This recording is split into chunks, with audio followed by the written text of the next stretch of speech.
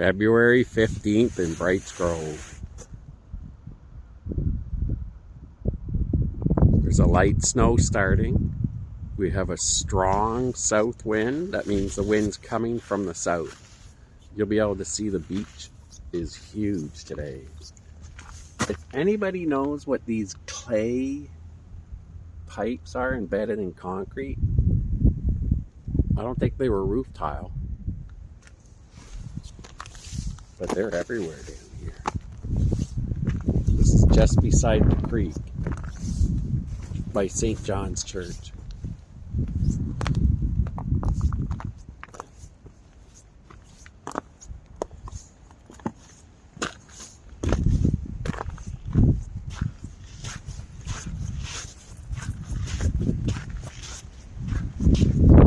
These last few years, this section has not been walkable on sand.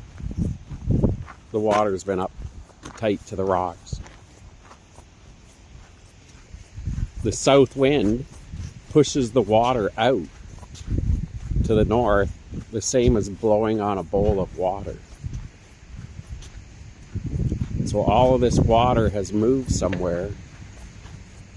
We're probably having some waves up on the north side of Lake Huron.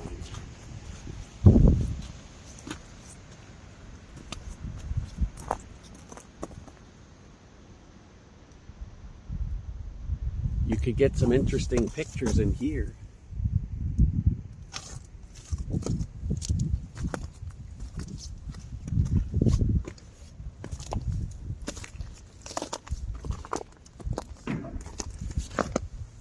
There's sand embedded in the ice.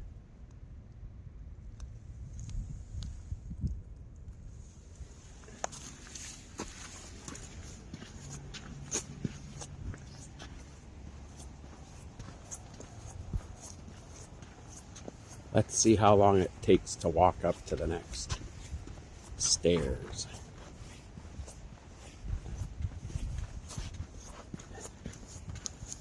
The sand's interesting to walk on. It's frozen.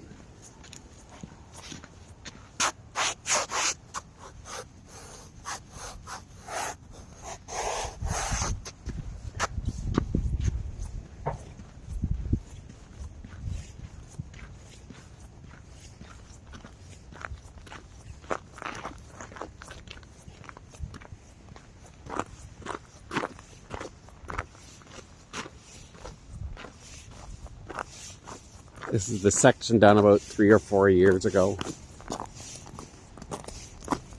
with the nice blue rock.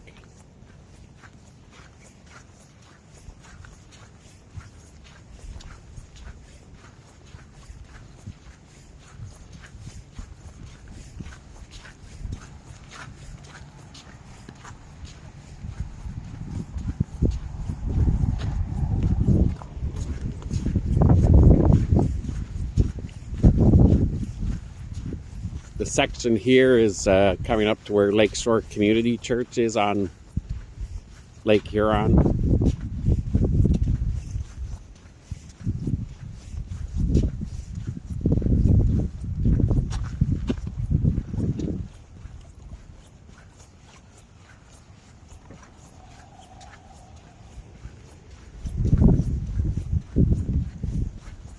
Now, anybody that lives near here knows when we have a strong north wind, this water here crests up over top of the rocks and sprays the road.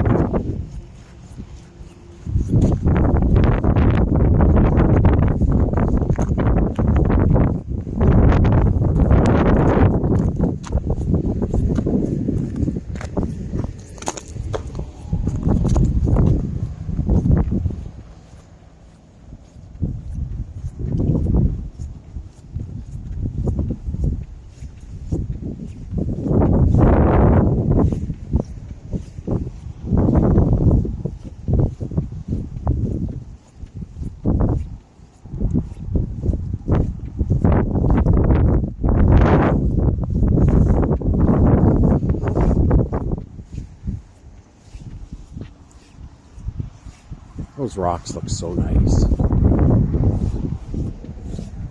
What you have to remember though is this sand that's been pushed up here now. When I did other videos showing the first 2 rows tipping out, you have to go down about 4 feet, 5 feet.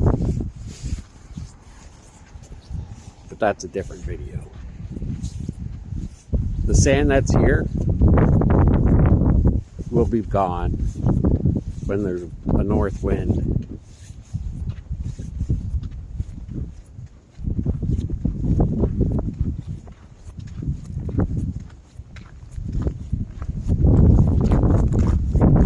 Last fall we had this green seaweed show up.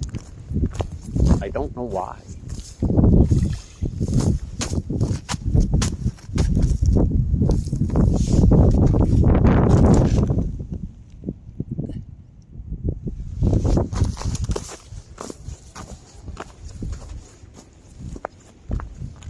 Don't know where it came from.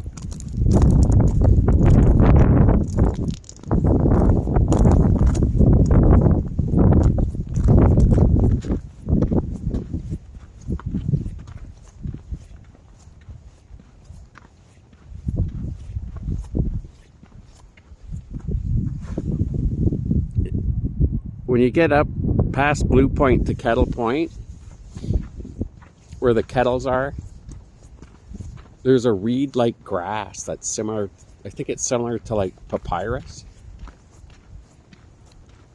So if for some reason the shore there gets hit by a strong north wind, the grass gets torn up, and then you'll get like a tall grass lining the beach. The stalks are thicker than pencils. Anyway, if you see that, it came from up in Kettle Point.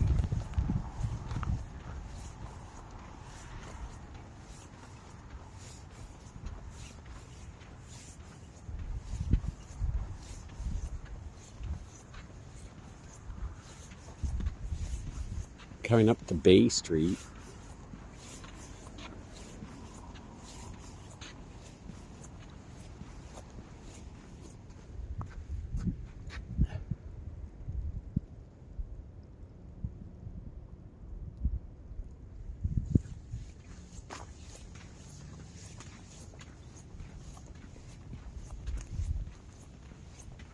Maybe 12 or 15 years ago, you could walk in front of all of these stone groins. They call them whale tails or turtle islands. You could walk on the north side dry, and up to your knee height, like high, you were out past the rocks on the other side. Because you could walk from,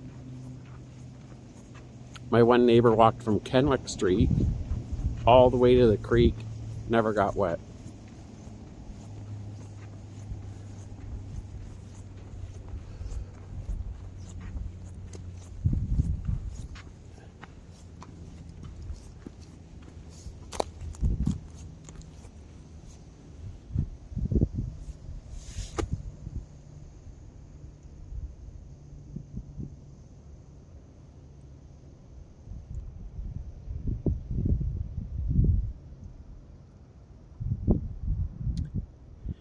I don't think I can get that far.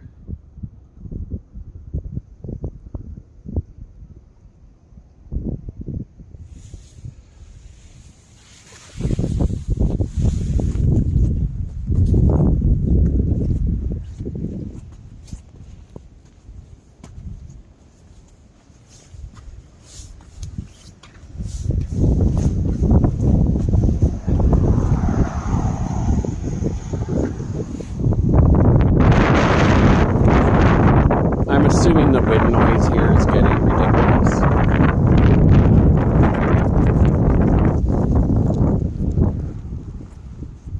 I'll just continue up to the next park.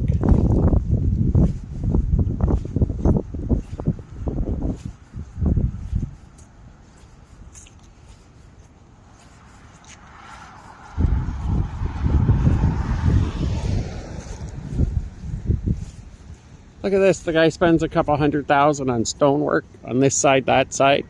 We fixed the drains for him. And now the house is for sale. Oh well.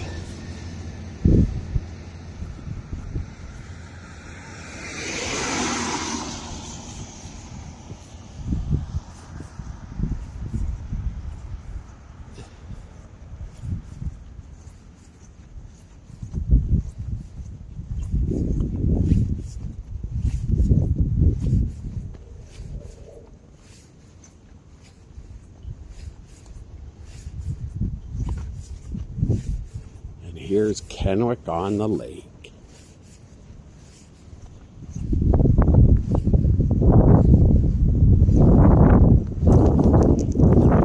There used to be traveling circuses that would go town to town in the summer, and then there were traveling bands that would go town to town in the summer, or resorts from the States and Canada. So Kennewick on the Lake was one of their stops on their tours. And that's how they were able to attract large names of the time to this tiny, what was a tiny town with only a few streets. It was the venue.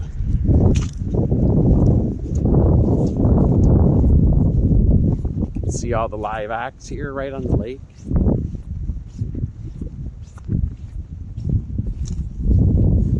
The Ford Motor Company in Detroit, which is an hour-and-a-half drive, in like 1915, 1920 would have picnics here for their staff. There's pictures of 50 Model Ts lined up along here, down towards Waterworks. I don't know what the roads are like back then to drive from Detroit here, but it would probably take more than an hour and a half. And I don't know how they got across the river. It was probably a barge. Who knows?